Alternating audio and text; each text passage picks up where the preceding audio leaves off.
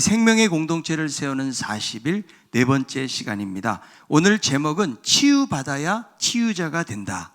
우리가 예배자가 되고 훈련자가 되고 전도자가 되고 그리고 치유자가 되어야 하는 것입니다. 우리 한 사람 한 사람이 치유자가 될 수 있기를 바랍니다. 2022년 한국의 행복지수가 유엔기구 산하 보고서에 의해서 발표가 되었습니다. 행복지수는 나라별로 1000명의 시민에게 삶의 만족도를 물은 갤럽을 바탕으로 해서 국내 총생산, 그리고 기대수명, 사회적 지지 등 6가지 항목의 3년치 자료를 분석해가지고 산출했는데 우리나라는 행복지수가 전 세계에서 몇 위쯤 되는 것일까요? 지난해 발표된 세계 행복보고서에서 전체 149개국 중에서 62위에 올랐습니다. 여러분, 대한민국 그래도 좀 잘 사는 나라에 속하잖아요. 이제는 발전을 많이 해가지고 선진국이라고 불리는 나라에 가도 별로 놀랄 것이 없고 기죽을 것도 없어요. 그만큼 놀라운 발전과 성장을 했다라는 거죠. 그런데 이 행복지수는 거의 중간 수준을 면하지 못하고 있다는 거예요. 과거보다 여러분 절대적 빈곤을 벗어나서 지금은 비교적 풍족하게 살아가는 것 같은데 행복하지 않다는 거예요. 무엇을 말해요? 살기가 힘들다는 것을 반증해 주는 거예요. 자기 만족이 없고 힘이 든다는 것입니다. 한 10년 전쯤에 우리나라 사회와 시대를 진단하는 책이 나왔는데 피로사회라는 책이에요. 왜 피로사회일까요? 이 시대는 성과주의를 따라가다 보니까 경쟁도 치열하고 급격하게 변하는 속도에 자기 자신을 스스로 몰아넣고 맞추다 보니까 어른은 어른대로 젊은이는 젊은이대로 아파하고 힘들어 한다는 거예요. 그래서 이 아픔의 증세가 우울증으로 많이 나타난다는 거죠. 이 복잡하고 피곤한 세상을 살아가면서 많은 사람들이 정신적인 질병을 앓고 있다는 것입니다. 2021년 한국의 자살률은 10만 명당 한 해에 26명이에요. OECD 국가 중에서 지금 현재 20년째 부동의 1위를 지키고 있어요. 다른 나라의 2배가 되는 수준인데 우리는 10만 명당 26명, 한 해 26명 그러면 잘 감이 오지 않잖아요. 그 수가 하루에 36.6명이에요. 시간당 1.5명이 자살해서 죽고 있다는 거죠. 정신건강, 경제적인 궁핍, 그리고 질병, 가정불화, 학업이나 여러 가지 업무 스트레스로 원인이 되어가지고 자살을 한다는 거예요. 여러분, 한국이 또 OECD 국가에서 1등하는 게 또 있어요. 우울증 유병률입니다. 그것이 2021년도에 OECD 평균 유병률이 30%인데 한국은 36.8%. 한국인의 10명 중에서 4명꼴로 우울증으로 병원을 찾았다는 말이에요. 근데 이 우울증에 걸리잖아요. 자살 위험률이 4배나 높아진다는 거예요. 우리가 얼마나 이 힘든 사회를 살아가고 있는지 모르겠어요. 자, 옆에 있는 분에게 살아내느라고 너무 고생이 많습니다. 얼굴이 다 찌들려 있지 않으세요? 너무 고생하는 것 같아요. 그래서 젊은이는 젊은이대로, 어른들은 어른대로 힘든 사회를 우리가 살아가고 있다는 것이죠. 살면서 너무 외롭고 고립감으로 시달리면서 자살 충동에 이를 정도로 압박감을 받는 분들이 계시거든요. 오랜 육체적인 질병 때문에 녹초가 되어서 하루하루를 힘겹게 살아가는 분들도 주변에 많이 계세요. 너무 힘들게 살다 보니까 이 우울증과 같은 질병이 쉽게 노출이 된다는 것이죠. 그래서 이 우울증은 감정적인 침체가 지속되면서 스스로는 그 침체 상태에서 회복되지 않을 때 그런 상태를 우울증이라고 그래요. 여러분, 우리가 보통 어떤 좋지 않은 일을 눈앞에 두고 있잖아요. 마음을 많이 쓰고 막 염려하고 우울해지거든요. 그런데 누구나 그런 것이죠. 근데 이 정도를 우울증이라고 말하는 것이 아닙니다. 우울증은 완전히 의욕 상실의 상태까지 가고 어떤 요인들 때문에 감정이 붕괴가 되어가지고 회복되지 않는 상태를 말하는 거죠. 저희 후배가 있어요. 의대 공부하고 의사거든요. 평생 우울증 때문에 괴로움을 당해요. 아주 똑똑하고 명철하고 크리스찬이고 그리고 의사인데도 자기가 극복하지 못한다. 이 병을 평생 짊어지고 가야 될 것을 이야기를 하더라고요. 그래서 사람에게 내재되어 있는 이 감정의 문제라는 것은 결코 쉽지 않다는 거죠. 우울증이 왜 걸리는가 여러 원인이 있어요. 여러분, 기질적으로 우울증에 잘 걸리는 사람이 있습니다. 환경적으로. 그리고 내 안에 해결되지 않는 상처 때문에 우울증에 걸리기도 한다는 거죠. 그래서 우리 믿는 사람들도 우울증에 걸릴 수가 있는데 보통 여러분 믿는 사람들이 우울증 걸리는 것을 좀 영적인 것으로 생각하기 쉬워요. 믿음 생활을 열심히 안 했거나 혹은 기도를 많이 안 해서 걸리는 것으로 여기기가 쉽다라는 거죠. 그런데 여러분 믿음 생활 잘해도 감기에 걸려요, 안 걸려요? 그렇게 기도했는데다 코로나 걸려가지고 대부분 코로나다 걸렸잖아요. 그죠? 우울증은 마음의 독감이나 마찬가지예요. 믿는 사람들도 걸릴 수 있는데 여러분 우울증에 걸리면 병원도 찾아가고 잘 치료를 받아야 돼요. 여러분 진실한 그리스도인들도 영혼의 어두운 밤을 지나게 되는 경우가 있다는 거예요. 그래서 종교개혁자 마틴 루터도 고백하기를 영혼의 어둡고 깊은 우울의 밤을 지냈다라는 표현을 하고 있고요. 그리고 인디안 원주민 선교사로 사역했던 신실한 데이빗 브레이너드라는 사람이 있는데 그분의 책 일기가 있어요. 일기. 책으로 나와 있는데요. 거기 이런 표현이 있어요. 나는 아주 마음이 외롭고 우울한 사막에 살고 있다. 나의 영혼은 삶의 피곤함에 쩔어 있다. 나는 간절히 죽기를 원한다. 그 신실한 선교사가 간절히 죽기를 원한다. 그가 깊은 우울의 밤을 보내고 있는 것이죠. 너무 사역이 힘들다 보니까. 요즘 여러분 시편을 우리가 읽고 있잖아요. 아침마다. 이게 새롭게 들리는 사람은 공동체 성경 읽기 안 하고 있는 거예요.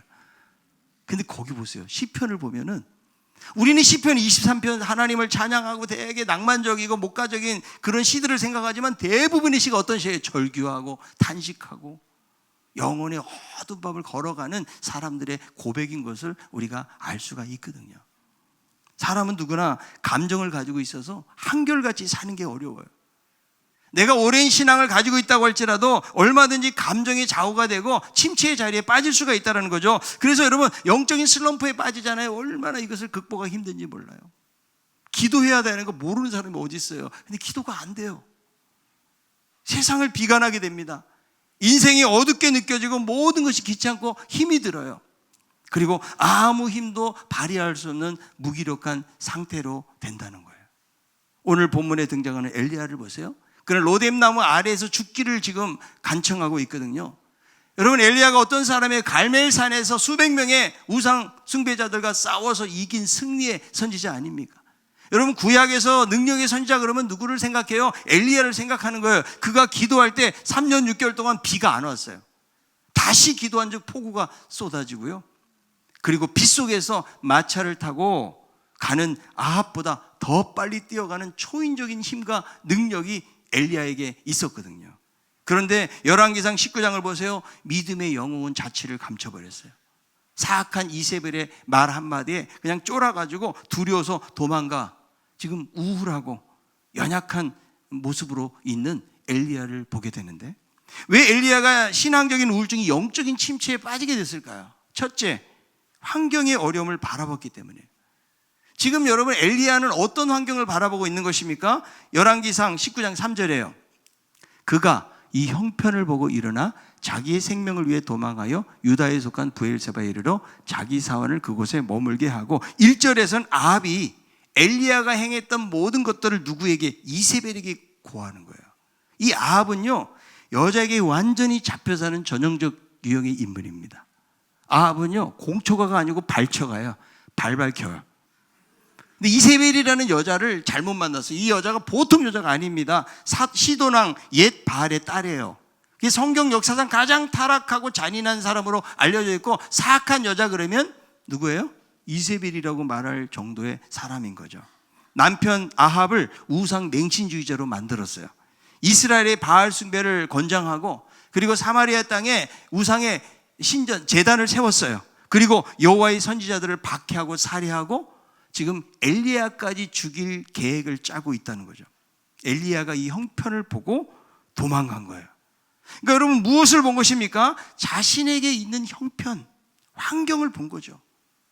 그렇게 굳은 확신과 담대한 믿음으로 우상 숭배자들을 물리쳤지만 이스라엘이 변하지 않는 거죠. 하나님의 영광과 능력과 임재가 임했다 그러면 뭔가 이스라엘이 회개하고 변하고 돌아와야 되는데 현실은 변하지 않는 거죠. 그 형편을 본 거예요. 여러분 엘리야가 3년 6개월 동안 극심한 가뭄 속에서 견딜 수 있었던 이유가 무엇일까요? 갈멜산에서 많은 우상 숭배자들과 싸워서 이길 수 있는 것이 그 왜 그럴까요? 하나님을 바라봤기 때문에. 그런데 형편을 보고 환경을 바라보니까 그의 마음이 흔들려서 자기 생명을 위해서 도망가는 거예요.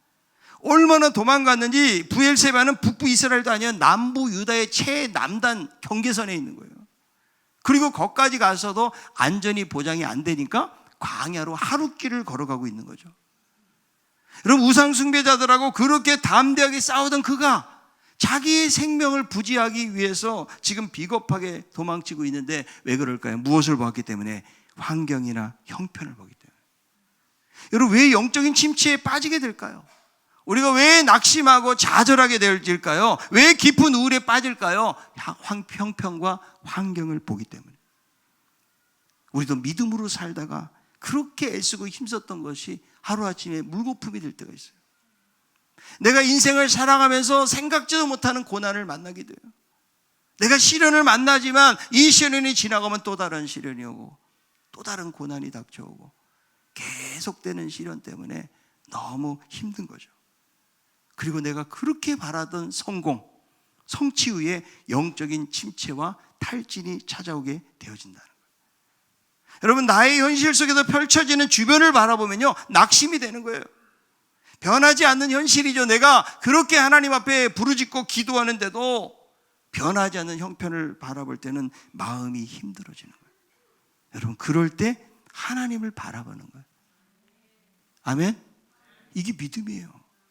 형편을 보는 것이 아니고 하나님을 바라보고 흔들리지 않는 거, 하나님을 끝까지 신뢰하는 거, 하나님이 어떤 나의 삶의 환경을 시더라도 내가 끝까지 하나님만 의지하는 거, 이것이 여러분 믿음 아니겠어요?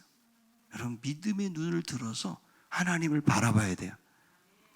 로마서 4장 19절 20절에 있는 말씀이에요. 그가 백세나 되어 자기 몸이 죽은 것 같음을 알고도 사라의 때가 죽은 것을 같음을 알고도 믿음이 약하여지지 아니하고 믿음이 없어 하나님의 약속을 의심하지 않고 믿음으로 견고해져서 하나님께 영광을 돌리며, 지금 백세나 되어서 자기 몸이 죽었어요. 살아도 지금 임신할 수 없는 상황이라고요. 그러나 믿음이 약하여지지 않았다는 거예요. 왜? 약속을 성취하시는 하나님을 바라봤기 때문에. 엘리야는 지금 이 형편을 바라보니까 낙심하게 된 거예요. 두 번째로는 육체적인 어려움이 있었기 때문에 그래요. 엘리야가 여러분 이스라엘에서 브엘세바까지 가고 거기서 또 하루길을 광야길 걸어가잖아요. 한 200km 이상을 걸어간 거예요. 얼마나 여러분 육체적으로 소진이 됐겠어요. 완전히 녹초가 돼서 기진맥진하고 있는데, 여러분 사람은요 에너지를 쓰는 게 한정되어 있다고요. 우리 마치 핸드폰의 배터리하고 비슷해요. 충전 없이는 살다가 보면 방전이 된다는 거예요. 그동안 여러분 엘리야의 삶은 너무나 지치고 고됐어요. 육체적으로도 쉴 틈이 없이 달려오게 되었다는 거예요. 그러니까 지금 더 이상 공고해지니까 로뎀 나무 아래 누워 있는 거죠. 여러분, 왜 영적 침체를 경험하게 될까요? 그 중에 한 가지는 무엇인가 하면 육체적으로는 너무 힘들잖아요. 그러면 신앙적인 침체와 탈진이 오기 때문에. 그래서 쉬는 것도 중요한 거예요. 하나님이 왜 안식일을 주셨을까요? 쉬라고. 지금 엘리야는 쉴 틈 없이 달려왔기 때문에 육체적으로 쉬지 못하니까 영적으로 영향을 미치고 감정적으로도 영향을 미치는 거예요. 여러분들이 너무 힘들 때는 기도하지 말고 주무세요. 힘든데 뭐 철야기도 하겠다고 이러면 더 힘들어져요. 그래서 쉬어야 탈진에서 벗어나는데, 현대인들은 그냥 워커홀릭이에요. 일 중독에 빠져 있는 거죠. 그리고 신실한 그리스도인들도 쉬는 것 자체를 어떻게 생각해요? 약간 좀 죄악시 여기고 사치스럽다고 여기는 것이 있지만, 여러분 쉬는 거는 하나님의 창조의 원리예요. 여러분들이 주일날 나와서 예배 드리는 거, 이건 선택이 아니라고요. 하나님이 일주일에 딱 한 번 쉬게 하셔야 우리 몸이 충전을 받는 거예요. 그래서 여러분, 안식은 하나님이 창조 때 만드셨기 때문에 이것이 선택이 아니고 필수다. 잘 쉬는 것이 회복이에요. 아멘? 여러분, 리처드 스웨슨 박사의 여유라는 책에 이런 글이 있거든요. 여유는 당신이 해야 될 일과 당신이 할 수 없는 한계를 갈라주는 잣대다. 그러므로 당신의 삶에 여유가 없으면 없을수록 당신은 더 많은 스트레스를 받게 된다는 거예요. 여러분, 책도 여백이 있어야죠. 빽빽하게 있으면 읽기도 싫어요. 그래서 책에도 여백이 필요한 것처럼 우리들의 인생 속에서도 여백이 있어야 돼요, 여러분. 그게 뭐 하루 종일 논다는 말이 아니에요. 여러분, 틈틈이 여러분들이 쉴 수 있는 공간 잘 쉬어주는 것이 중요하기 때문에 여러분, 그거를 균형 있게 해야 우리가 회복이 되어진다는 거죠. 여러분, 쉼 없이 달려만 가면 엘리야처럼 그렇게 열정적으로 사역하다가도 어느 날 그냥 로뎀나무에 푹 주저앉아 있는 것처럼 우리들도 그럴 수 있다는 사실을 기억해야 돼요. 잘 쉬어야 영적 침체에서 빠지지 않는다. 세 번째는 감정적인 어려움이에요. 자, 엘리야는 환경에 어려움이 있고 육체적인 어려움을 당하다 보니까 감정적으로도 영향을 미쳐요. 그러니까 지금 로뎀나무 아래에서 뭐가 죽기를 소리치는 거죠. 우리도 감정적 침체에 빠지잖아요. 하나님 앞에 탄식 어린 고백을 하게 되어지는데, 자, 열왕기상 19장 4절에요. 자기 자신은 광야로 들어가 하루길쯤 가서 한 로뎀나무 아래 앉아서 자기가 죽기를 원하여 이르되 여호와여 넉넉하오니 지금 내 생명을 거두시옵소서. 나는 내 조상들보다 낫지 못하니이다 하고, 지금 여러분 엘리야가 고백하는데요, 완전히 우울증이나 비슷해요. 스스로 광야로 들어가는데 사회적인 자리에서 홀로 나아가는 거죠. 사람들하고 관계를 끊어버리고 고립된 환경에서 혼자 있으라고. 그리고 죽기를 원하고 죽고 싶은 감정을 갖는 거죠. 오직 나만 남았습니다. 지금 당시에 엘리야를 돕는 무릎을 꿇지 않은 7,000명이 있다고 말씀했거든요. 그런데 지금 감정적으로 탈진이 오니까 아무도 나를 도와줄 수 없다고 생각하고 무기력한 자리에 있는 것이죠. 나는 내 열조보다 낫지 못합니다. 그는 처절한 자기 연민에 빠져 있어요. 아니, 이 능력이 선지자가요, 열조보다 못한 게 뭐 있어요? 근데 나는 못난 놈입니다. 그러니까 여러분, 성공 이후를 조심해야 되는 거죠. 곧바로 찾아온 위기가 무엇입니까? 탈진에 이르니까 자기에 대한 원망뿐만 아니라 하나님에 대해서 원망하는. 하나님, 이게 뭡니까? 왜 나를 사역자로 삼으셔가지고 왜 이런 고생을 시키십니까? 이 힘들 때 그래요. 하나님, 왜 나를 목사로 삼으셨어요 대체? 그런 고백을 할 수가 있다는 거죠. 그래서 여러분, 우리들도 한번 내 자신을 불쌍하게 보기 시작하면 걷잡을 수가 없어요. 여러분, 신세 한탄을 하게 되는 거예요. 내가 어쩌다 이 집안에 시집 와가지고 이런 개고생을 하나, 아마 그렇게 말을 할 수도 있다는 거죠. 그래서 여러분, 감정이 잘못되면요, 자기 연민의 늪에 빠지는 거죠. 그래서 우리들도 살아가면서 자칫하면 시련을 만날 때에 이 로뎀나무 아래 앉아가지고 그냥 탄식의 넋두리를 쏟아 놓으면서 살아갈 수가 있다는 거죠. 지금 엘리야는 영적인 우울증에서 탈진해가지고 기진맥진해 있는 거예요. 이 시간 예배하는 우리들의 모습은 어떻습니까? 마치 엘리야처럼 로뎀나무 아래 앉아가지고 실망과 좌절에 빠져서 자기 연민의 깊은 늪에 빠져 있는 분은 없습니까? 우리가 치유자가 되기 위해서는 먼저 치유를 받아야 돼요. 하나님께서 이 우울증에 빠져 있는 엘리야를 어떻게 치유하시냐? 첫째, 하나님의 위로가 있다는 거죠. 그래서 하나님이 잠들어 있는 엘리야에게 천사를 보내시는데요. 자, 열왕기상 19장 5절에 있는 말씀입니다.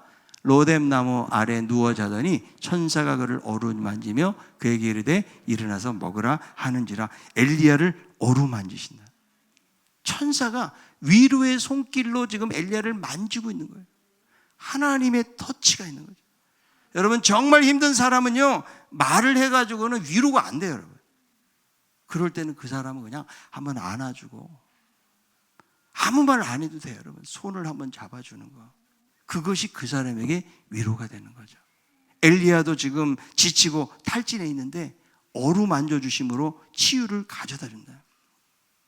여러분, 우리가 살면서 사람의 위로가 필요하지만 진정한 위로자는 예수 그리스도예요. 여러분의 남편이 여러분 그렇게 잘 공감해 줍니까? 한번, 내 남편은 내 말을 너무너무 잘 들어주고 나를 그냥 감정적으로 너무 공감 잘해준다. 손 한번 들어봐요. 제 아내도 손을 안 들고 있어요. 어려운 이야기라는 거예요. 아내가 내 말을 너무 잘 들어준다. 여러분, 그것도 쉽지 않아요. 아내들은 왜 내 말 이렇게 안 듣는다고 그러지만 사실은 여러분, 남편의 말에 대해서도 그렇게 깊이 있게 공감 있게 들어보지 못하는 경우도 많이 있다는 거죠. 그래서 여러분, 우리의 진정한 위로자는 바로 주님이세요. 주님은 인생의 가장 밑바닥으로 오셨고 자신이 엄청난 고난을 당하셨기 때문에 어느 누구보다도 우리를 공감하실 분이 바로 예수 그리스도. 히브리서 4장 15절. 우리에게 있는 대제사장은 우리 연약함을 동정하지 못하실 리가 아니요 모든 일에 우리와 똑같이 시험을 받으신 이로되 죄는 없으시니라. 우리를 잘 동정하시고 불쌍히 여기시는 분이에요. 그래서 여러분, 하나님이 위로가 임하잖아요. 상처가 사명이 되고 상처가 능력이 되는 거예요. 여러분, 전남대 심리학 교수를 지낸 이무석 장로님이라고 있는데 이분이 여러 책을 썼는데 되게 책들을 읽어보면 감동이 됩니다. 이분의 별명이 울보 장로예요. 자기가 나이가 들었는데 대중 앞에서는 우는 것이 그다지 좋아 보이지 않고, 그리고 남자는 나약하고 부끄럽게 느껴지기 때문에 대표기도 하기 전에 울지 않으려고 마음에 작정을 한다는 거예요. 그런데 교인들을 대표해가지고 기도를 할 때마다 너무 하나님 은혜가 감격스러워. 자기의 죄인인 그 모습이 너무 부끄러워가지고, 그리고 지금까지 인도해 주신 하나님의 은혜 때문에 눈물을 흘리지 않을 수가 없다는 거예요. 근데 예배를 마치고 나면 너무 부끄러워서 몸둘 바를 모르는데, 장로님, 저도 함께 울었어요. 성령님께서 감격과 눈물을 주셨다고 감사해야 하는 성도들이 있다는 거예요. 여러분, 예수님도 눈물을 여러 번 흘리셨잖아요. 이 눈물은 슬픔을 씻어내는 약이에요. 그래서 주님의 깊은 치료를 경험하게 되잖아요. 그럼 주님의 위로를 경험하게 되어지면 눈물을 흘리면서 감정의 무거움들이 씻어지는 거예요. 여러분, 눈물은 마음에 얼어있는 눈이 물로 나오는 게 눈물이에요. 그래서 우리도 힘들고 어려울 때 울어야 돼요. 주님의 십자가를 생각하고 주님의 은혜를 생각하면서 울어야 돼요. 영국의 정신과 의사 모즐리 박사는 눈물에 씻겨 내려가지 못하는 슬픔은 위장을 아프게 하고 가슴을 아프게 하고 그리고 우울증에 빠지게 한다는 거예요. 그래서 메마른 말과 지식만으로 마음의 영혼이 치유가 되지 않고 성령의 단비와 같은 눈물이 필요하다는, 그래서 기도하면서 울어야 되고 말씀을 보면서 울어야 되고 간증하면서 울어야 되고, 정말 울어야 될 때 울지 못하면 치료가 안 된다는 거예요. 우리의 눈물이 너무나 메말라 있지는 않습니까? 주님의 위로를, 깊은 위로를 경험하잖아요. 그러면 눈물을 통해서 감정의 무거움들이 씻어지는 거예요. 여러분, 우리가 지치고 힘들다고 그냥 로뎀나무 아래에서 엘리야와 같이 그렇게 불평하고 죽겠다고 소리치지 말고, 힘들고 어려울 때 우리는 갈보리 십자가 주님 앞으로 나아가야 돼요. 그래서 그 주님은 고난을 다 아시는 분이시기 때문에 그분 앞에 모든 것을 내려놓고 그분의 깊은 사랑을 경험하게 될 때에 거기에 하나님의 위로가 넘치게 되는 것입니다. 두 번째로는 말씀을 통해서 사명을 주신다는 거예요. 하나님은 지쳐있는 엘리야를 만져주시고 위로하시고 힘을 주신 이후에 무엇을 말씀하십니까? 열왕기상 19장 7절에 있는 말씀이에요. 여호와의 천사가 또다시 와서 어루만지며 이르되 일어나 먹으라. 내가 갈 길을 다 가지 못할까 하노라 하는지라. 내가 갈 길을 다 가지 못할까 하노라, 이게 문자적으로 보면 내 길이 너무나 크다는 거예요. 지금 여러분, 하나님이 얼마나 엘리야를 생각하고 있는지 아시겠죠? 그 몸 가지고는 도무지 가지 못하는 것을 알기 때문에 하나님께서 어루만져 주시고 그리고 떡을 주시고 물을 주시면서 다시금 회복시키시고 호렙산까지 인도하시는 모습을 보게 되는데, 여러분, 호렙산에서 어떻게 말씀이 임하는가 나와 있어요. 열왕기상 19장 11절 12절에요. 여호와께서 이르시되 너는 나가서 여호와 앞에서 산에 서라 하시더니 여호와께서 지나가시는데 여호와 앞에 크고 강한 바람이 산을 가르고 바위를 부수나 바람 가운데 여호와께서 계시지 아니하며 바람 위에 지진이 있으나 지진 가운데서도 여호와께서 계시지 아니하며 또 지진 후에 불이 있으나 불 가운데서도 여호와께서 계시지 아니하더니 불 위에 세미한 소리가 있는지라. 지금 어디서 하나님의 소리를 크고 강한 바람이 아니라는 거예요. 지진이 아니에요. 불이 아니에요. 이것이 다 지나가고 세미한 음성이 있다는 거예요. 여러분, 하나님이 우리들에게 각자 주시는 하나님의 음성이 있는 거예요. 두렵고 힘들 때 너 두려워하지 마라. 내가 함께하겠다. 우리가 걱정하고 염려하는 게 얼마나 많아요. 너 걱정하지 마. 아무것도 염려하지 말고 다 맡겨. 우리가 미래의 길에 불안해할 때 내가 너와 함께하겠다. 하나님이 말씀해 주시는 것이죠. 그래서 진정한 치유와 회복은 말씀을 통해서 이루어지는 거예요. 여러분, 우리가 살아가면 상처받고 심한 우울감, 침체에 빠질 때 우리를 살리시는 분은 하나님이신 줄로 믿습니다. 여러분, 요한복음 5장 25절. 요한복음 5장 25절에 진실로 진실로 너에게 이르노니 죽은 자들이 하나님의 아들의 음성을 들을 때가 오나니 곧 이때라. 듣는 자는 살아나리라. 말씀을 듣는 자가 살아나는 거예요, 여러분. 그래서 영적으로 죽은 자들이 살아나고 말씀을 통해서 우리가 예수를 믿고 있지만 여러 가지 내 안에 상처와 아픔과 고통을 당한 사람들이 말씀을 통해서 회복이 되고 살아나는 거예요. 듣는 자가 살아나리라. 여러분, 공동체 성경 읽기 우리 하고 있잖아요. 하나님의 말씀을 듣는 거예요. 그 말씀을 들을 때에 어느 날 평상시에 내가 아는 말씀인데 이 말씀이 확 부딪힌다. 내가 너무 아는 말씀인데도 그냥 지나갔던 말씀들이 많아요. 하나님은 날마다 지금도 살아계시고 우리 가운데 말씀하기를 원하시는 하나님인데 이 말씀이 우리 안에 들어와서 불이 되고 방망이가 되고 우리의 간절과 골수, 영과 혼을 쪼개기까지 하는 하나님의 말씀이기 때문에 여러분, 우리가 살아나는 방법은 뭐예요? 여러분, 상처받고 힘이 들 때 우리가 하나님 앞으로 나아가야 돼요. 그분의 음성을 들어요. 하나님, 오늘도 말씀해 주세요. 하나님, 내 인생이 이렇게 힘들고 어려워요. 그러나 여러분, 하나님의 말씀, 살아있는 하나님의 말씀이 내 심령 가운데 들어오고 이 말씀을 우리가 새기고 그 말씀을 믿고 살잖아요. 거기에 환경을 이길 수 있는 은혜를 주시고 하나님이 능력을 주실 줄로 믿습니다. 그래서 하나님은 세미한 음성으로 우리를 깨어나게 하시고 회복시켜 주시고 또 하나님은 우리 공동체를 통해서 회복을 주시는 거예요. 엘리야 혼자서는 안 되는 거죠. 그러니까 무릎을 꿇지 한 7,000명을 하나님이 남기셨다고 그랬잖아요. 여러분, 교회 공동체가 우리 모두에게 위로와 힘을 주는 거예요. 캐나다 심리치유저널에 한 임상 발표가 있는데요. 한 달에 한 번 교회 출석한 사람은 그렇지 않은 사람에 비해서 우울증의 발생률이 22%가 감소가 된대요. 한 달에 몇 번? 한 번. 한 번만 나와도 그렇대요. 그런다고 한 번만 나오지는 마시고.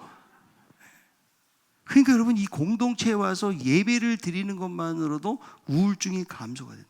왜 그럴까요? 이 생명의 공동체는 서로 위로하고 격려하기 때문에. 여러분, 교회는요, 외롭고 소외당한 사람이 한 사람도 없다 해야 돼요. 서로가 관심을 가지고 다가가고 기도하고 위로해 줄 때에 거기에 놀라운 치유의 역사가 일어나는 거예요. 여러분, 교회 오는 거 기다리지 않으세요? 너무 좋잖아요. 우리가 무슨 조건으로 만나는 사람들이 아니잖아요. 세상은 다 조건 따져요. 여러분의 마음에 있는 상처와 아픔 어디 동창회 가서 말하실래요? 동창회는요, 좋은 차 뽑아야 갈 수 있는 거예요. 뭐 자랑할 게 있어요. 동창회 가지 뭐 사업에 망했는데 누가 동창회 갑니까, 여러분? 그런데 교회는 사업에 망해도 괜찮아요. 질병이 있어도 괜찮아요. 내가 가난하게 살아도 괜찮아요. 왜? 우리가 가족이고 공동체이기 때문에. 그런데 이렇게 대예배를 통해 가지고는 하나님의 깊은 이 성도들과 친밀한 교제가 되기가 되게 어려워요. 그래서 여러분, 목장을 가라는 거예요. 목장에 가서 삶을 나누고 그런 교제를 해야 돼요. 자, 옆에 있는 분에게 내가 당신의 진실한 친구가 되도록 노력하겠습니다.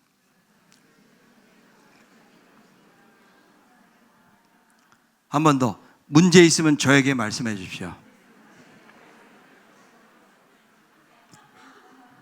한 번 더, 커피가 먹고 싶으면 저에게 말씀하세요.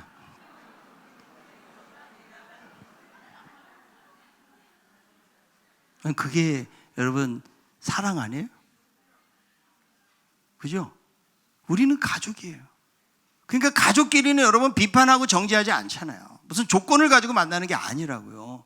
그런데 여러분, 우리가 생명의 공동체라고 하면서 이 안에서 서로가 여러분 헐뜯고 비난하고 정죄하고 무슨 일만 생기면 그럼 어떻게 그 교회 공동체에 적응하겠어요? 진짜 힘들고 어려운 사람이 왔을 때에 따뜻한 환대를 해줘요. 예수님 보세요. 예수님 병자들, 소외당한 사람들, 여러분 나병 환자들 예수님 친히 만지시면서 안수하시고 병자들이 막 다 몰려와서 귀신 들린 사람들. 근데 예수님께서 그 피곤하신데도 예수님이 한 사람 한 사람 터치하시고 그들을 고치시는 모습을 보지 않습니까? 우리는 여러분 치유자가 돼야 돼요. 하나님이 엘리야에게 세미한 음성을 들으신 이후에 사명을 주시는데요, 다메섹으로 가서 하사엘에게 기름을 부어가지고 아람 왕을 삼고 이스라엘의 에후에게도 기름을 부어서 왕되게 하고, 그리고 엘리사를 선지자가 되게 하는 사명을 주시는데, 여러분 하나님은 사명 주신 자를 강건하게 하시는 거예요. 치유케 하시는 것이죠. 그래서 여러분 날마다 말씀을 통해서 하나님의 치유를 경험하고 우리들이 공동체 안에서 서로 위로하고 격려하는 그런 아름다운 역사들이 나타나야 돼요. 여러분 하나님이 우리를 부르신 데는 분명히 목적과 이유가 있어요. 우리 한 사람 한 사람은 상처받고 나약하고 부족함이 있지만, 여러분 내가 상처를 받았기 때문에 다른 사람을 공감해주고 도울 수가 있는 거예요. 여러분 자녀가 먼저 세상을 떠났다고 그래보세요. 얼마나 가슴 아파요. 부모가 평생을 가슴에 담고 사는 거잖아요. 그런데 이 일을 겪은 사람이 그런 일을 당했을 때 공감이 되는 거예요. 그죠? 여러분 우리 부모님들이 상처 속에 살아가요. 우리 자녀들이 부모의 상처를 치료해 줄 수 있어야 되고요. 그리고 우리 부모들도 아이들을 키우면서 내가 잘못하고 실수하고 그런 부분들에 대해서, 여러분 연세가 드셨더라도 자녀들하고 야 내가 미안하다. 그때 너 돈이 없어가지고 제대로 공부도 못 시키고 너무 내가 제대로 관심 갖지 않아서 잘 못 컸는데 너무 미안하다. 여러분 이런 말을 통해서 가정에서도 치유가 일어나고 변화가 일어나는 거예요. 여러분 하나님이 원하시는 삶은 그런 삶이에요. 여러분 예수님은요 상처받은 분이고 상처투성이지만, 그러나 상처받은 사람들을 가슴에 품고 그들을 위한 위대한 치유자의 삶을 사셨던 분이 바로 예수 그리스도거든요. 우리들도 여전히 예수 믿으며 살아가지만 수많은 상처들이 우리 안에 있어요. 그러나 그 상처는 다른 상처받은 사람들을 섬기고 공감하고 도울 수 있는 그러한 상처인 거예요. 우리 한 사람 한 사람이 헨리 나우엔이 이야기했던 것처럼 상처 입은 치유자, 예수님이 그러했던 것처럼 우리들도 상처 입은 치유자의 삶을 살아갈 수 있기를 바랍니다. 여러분 길을 가다가 한 강도 만난 사람의 진정한 이웃이 된 사람은 사마리아 사람이에요. 그 당시에 사람들로부터 멸시받는, 천대받는 사람들이에요. 그러나 한 사람의 아픔을 그냥 지나치지 아니에요. 종교인들은 다 지나갔지만, 그러나 이 사마리아 사람이 가서 포도주를 붓고 싸매어주고 여관 데려가서 돈까지 주면서 그 사람을 지켜달라고 보호해달라고 말하는 그 모습이 바로 우리 그리스도인들의 모습이어야 되는 거예요. 우리 주변에는 여러분 교인들뿐만 아니라 우리 주변에 너무 상처받고 힘들게 살아가는 사람들이 많이 있어요. 세상에는 해답이 없어요. 다 조건으로 움직여요. 그러나 그리스도의 따뜻한 사랑으로 우리는 내가 받지 않아도, 내가 보상받지 않아도 그들에게 나눌 수 있는 그런 삶을 살아야 돼요. 우리가 주님의 풍성한 사랑이 우리 안에서 하나님을 경험하고 하나님의 위로를 경험하면, 아 내가 예수 믿기 전에 이렇게 살았는데 예수 믿은 이후에 내 삶이 이렇게 달라지고, 내가 상처도 많은 사람이지만 이렇게 위로를 경험하고 내가 이렇게 믿음으로 살게 되었다. 여러분 그 아름다운 삶의 간증들을 세상 사람들에게 전하는 치유자의 삶을 살 것을 성경이 우리에게 말씀해 주는 거예요. 우리 모두가 상처받은 치유자들이지만 하나님의 위로를 경험하고 그 상처받은 이웃들을 우리의 품에 안고 치유자로서의 삶을 살아갈 수 있는 우리 모두가 다 되기를 바랍니다.